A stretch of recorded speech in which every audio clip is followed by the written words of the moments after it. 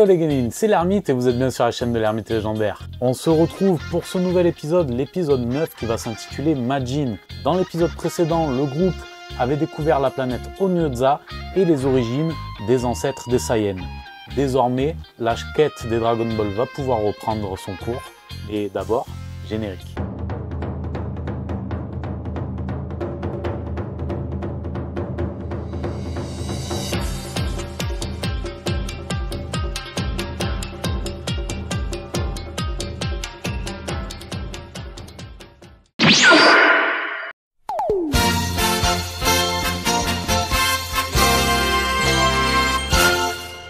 Nous allons désormais nous focaliser un petit peu sur Arensu.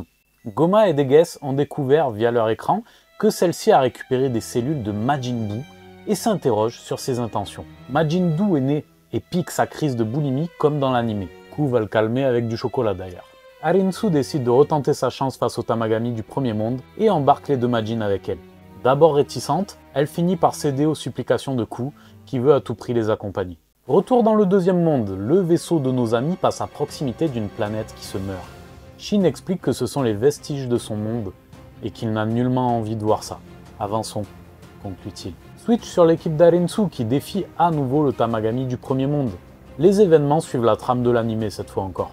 Dou monte sa puissance et parvient à vaincre le gardien. Ce dernier pose son énigme de calcul mental et Ku souffle la réponse à Majin Buu. Mais pas plutôt la Dragon Ball en poche que les choses tournent mal. Repassons dans le deuxième monde. Et oui, on ménage le suspense. Cette fois, c'est Piccolo qui demande à Glorio de stopper le vaisseau. Attendez, cette planète... Tu l'as ressenti? Pas étonnant, vous voyez.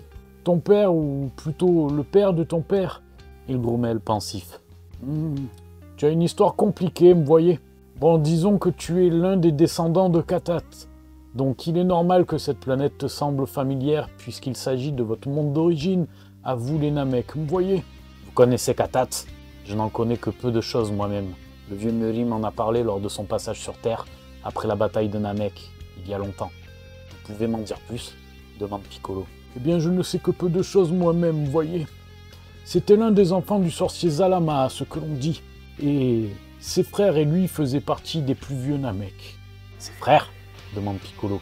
Oui, l'ancien doyen Seichiro que j'ai eu le plaisir de rencontrer dans sa jeunesse était l'un d'eux. Mais il y en a deux autres, vous voyez.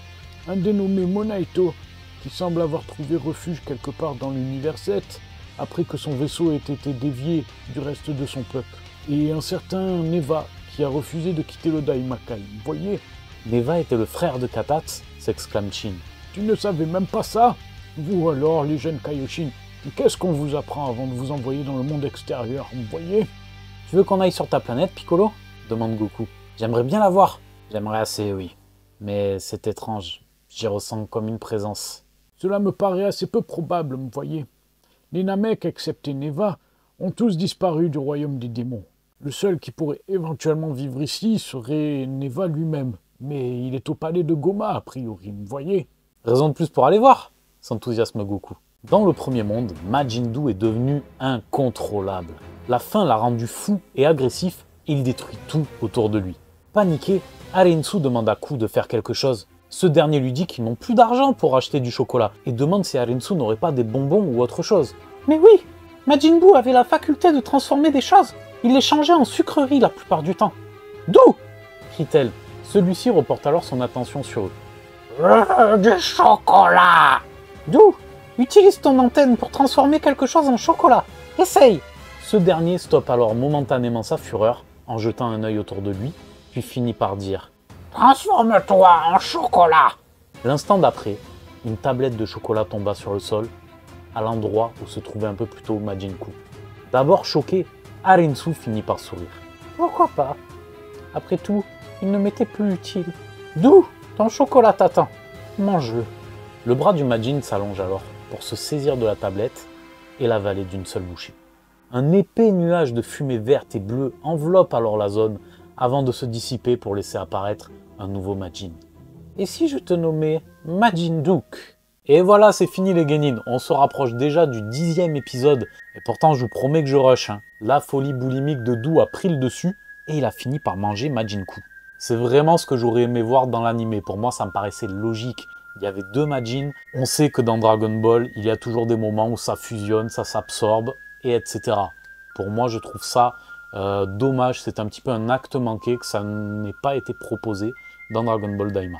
Mais c'est désormais corrigé. Quand Marba met en garde Arensu sur le fait que en enfonçant la graine de Saibaimen très profondément ou en mettant trop d'essence de Majin Buu, le nouveau Majin risquait d'être incontrôlable, on s'attendait à voir ça. Pourquoi nous parler de ce risque si finalement on n'a droit qu'à 2 gamins très bien élevés? C'est pas normal. Bref, Majin Dook est né. Pour l'épisode 10, je vous réserve une belle surprise. Que vont trouver Piccolo et les autres sur la planète d'origine des Namek? Réponse au prochain épisode. Merci à tous les Genin, j'espère que l'épisode vous a plu. N'hésitez pas à mettre les petits pouces en l'air, abonnez-vous, likez, partagez, faites vivre la chaîne, soutenez notre légende, soyez curieux. Et je vous dis à la prochaine. Ciao.